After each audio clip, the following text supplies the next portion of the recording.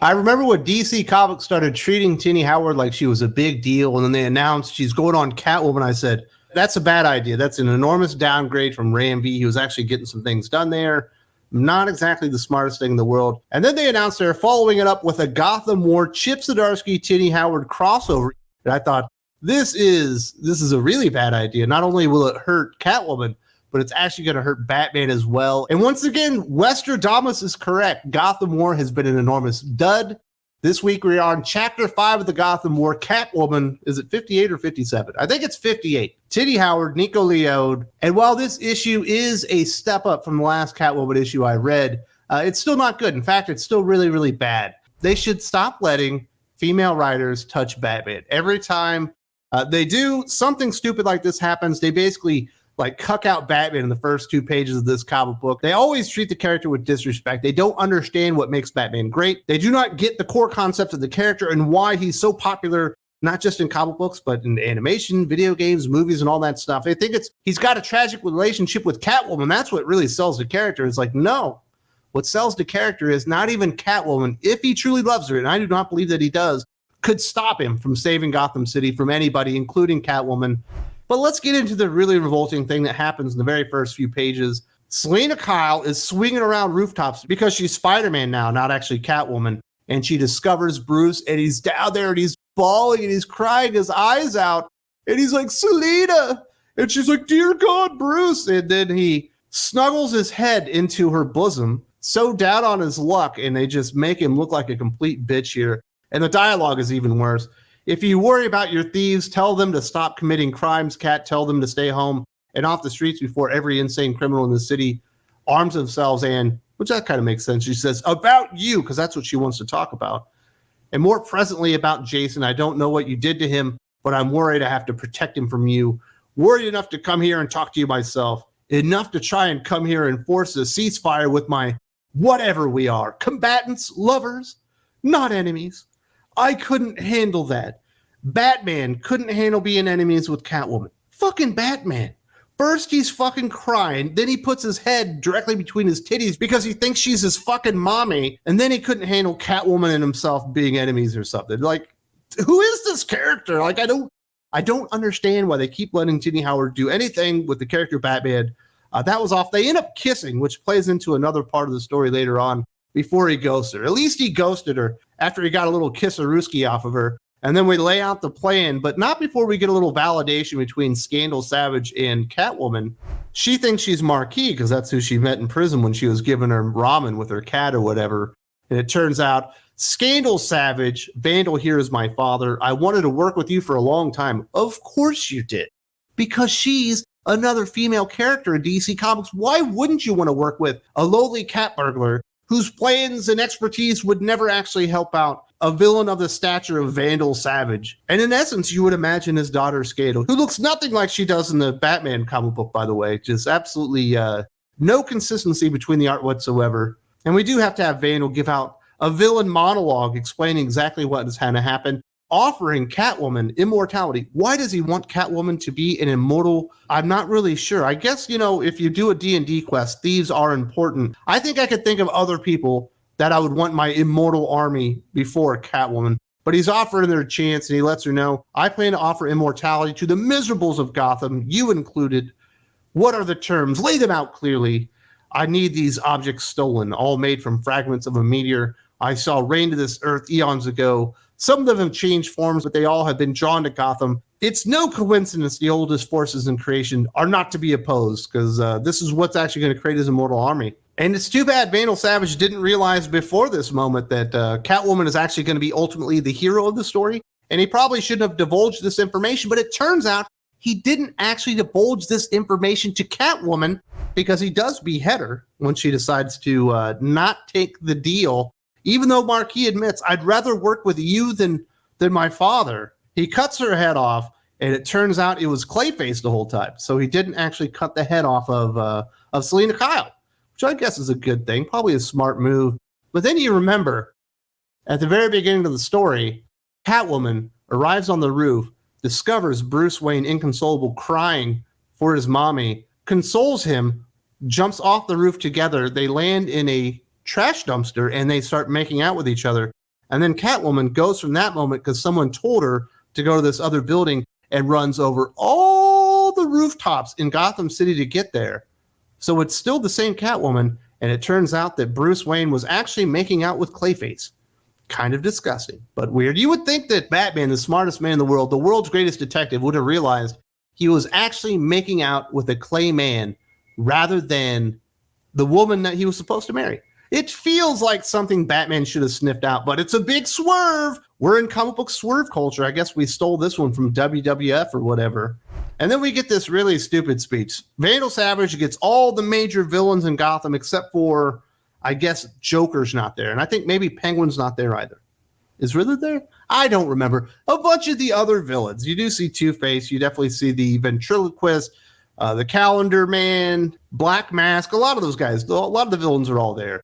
And he gives them this speech. It makes no sense whatsoever. Do not trouble yourselves with these nobodies. These are nothing men, talking about all the henchmen that left working for them and are now working for Selena Kyle and her, I guess, ring of cat burglars, even though some of them are obese and stuff like that. Two-Face says, the city is split in two. We're supposed to get in between that without any forces at all. What do we do exactly? And this is the big plan from Vandal Savage that makes no sense whatsoever because of what his plan is.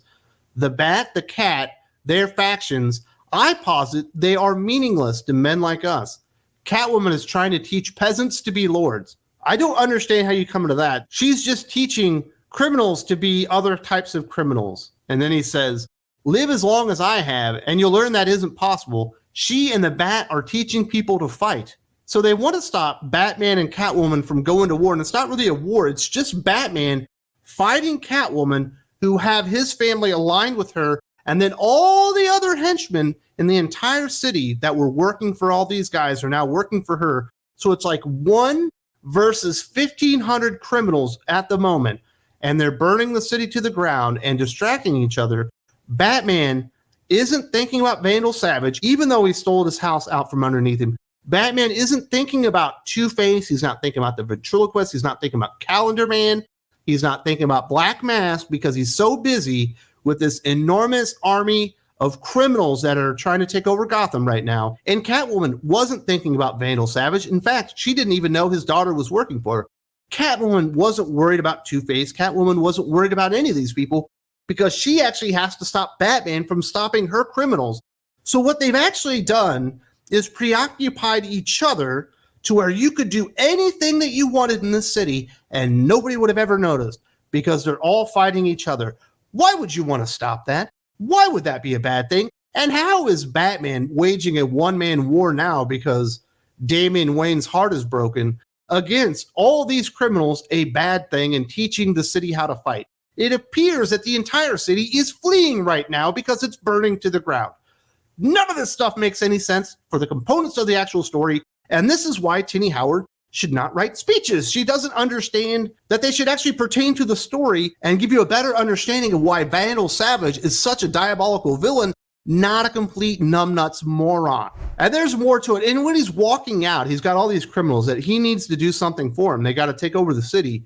As he's walking out, he says out loud, now the text is smaller, so he's whispering it, let the sheep think they're generals, or something like that. Why would he say that out loud in the same room these guys are in? What if one of them can actually hear him? Why wouldn't he just think that? Like, that is just fucking piss poor writing. It's absolutely stupid and counterproductive to making Vandal Savage seem like a credible threat. And of course, because he disclosed his plan to get all these talismans that have made their way to Gotham after falling out of the sky in a meteorite eons ago or whatever, somehow Catwoman knows this, even though that information was given to Clayface, not her.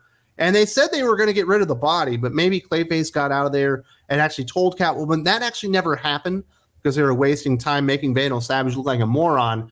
Of course, she breaks into the Gotham Museum of Natural Science to make sure that Vandal Savage can't make his immortal army, because Catwoman, of course, is the real hero of the story. Batman's just the sidekick on this one. He's just a tag-along that needs to come to the correct conclusion that Selena Kyle was really right all along, that taking criminals and teaching them new ways to do crime, even though she was teaching them how to kill people while she was teaching them how to be cat burglars, was really the answer to all of Gotham's problems and solved everything overnight. Once he realizes that and understands that Catwoman is the good guy, maybe Batman will be of sound mind by then. Because apparently, we're supposed to believe that Batman Azur has taken over because he's gone completely nuts, even though I can completely justify every single action that Batman has taken in the story as making sense for the character. I think this is a face turn of sorts because she is stopping the big play by Vandal Savage, but I don't think it's supposed to be a face turn. I think she was supposed to be the face of the comic book. She was supposed to be the baby face the entire time in the story. I completely disagree. And then we do get a last scene with Jason Todd. I think it's kind of funny. They're trying to make like Batman's a bad guy, but Jason Todd tries to run away from the police after they ask him to stop, and he can't do it. His mind won't allow him. But then a little girl's about to like burn to death, and he goes in there and saves him. And it's like, what did Batman do that was wrong? It feels like he fixed the guy. He's no longer breaking the law, but he's going out there and making time to save little girls. And of course, now Batman is starting to come around because Selina paid him a visit to remind him that once upon a time they were together and they were going to get married or whatever. If it wasn't for your vow to the city and the death of your parents, we'd probably still be together. So he decides to join her on the adventure. Like, she's a good guy now. Like, Batman's just going to forgive her for all the crime that's going on. The entire city's burning down. But Batman's just like, you know what, Catwoman? Yeah, I want to be your tag along. And then when he decides to save him, you know, because when he finds him, he's underneath like a burning beam. It looks like he's in a lot of trouble. He doesn't fireman's carry him. He doesn't like pick him up with both arms. He gives him a piggyback ride. What the fuck is this? What is he in like the pool with his girlfriend where you're like chicken fighting with your buddy and his girlfriend or something like that? That's not how you save people from a burning building. You don't give them piggyback rides. He should be fireman's carrying him. And look at all the smoke and fire that was in that building. Why aren't they down from smoke inhalation? This scene should have been so much better. And maybe that's the best way to describe all of Gotham War. This would be so much better if they would have thought about it, how to actually map out a way to make all these pieces go together and actually have conflict within the city and make Vandal Savage the bad guy in the end, which it appears is what they're really trying to do. But none of the story makes sense. And you're cucking out fucking Batman. You're making him look like a bitch. Turns out he kissed Clayface and all this other stupid stuff. And we get a really stupid little speech from Vandal Savage that undermines the idea that he has two functioning brain cells. Like, oh, wow, we've got all the people that could stop us right now going to war with each other. We should intervene. We should stop them from fighting. Like, that's the smartest plan in the world. And I will maintain no more female writers should be touching Batman for at least 5 years. Bad touch, you know, show me all the doll or whatever. And just keep Catwoman away from Batman.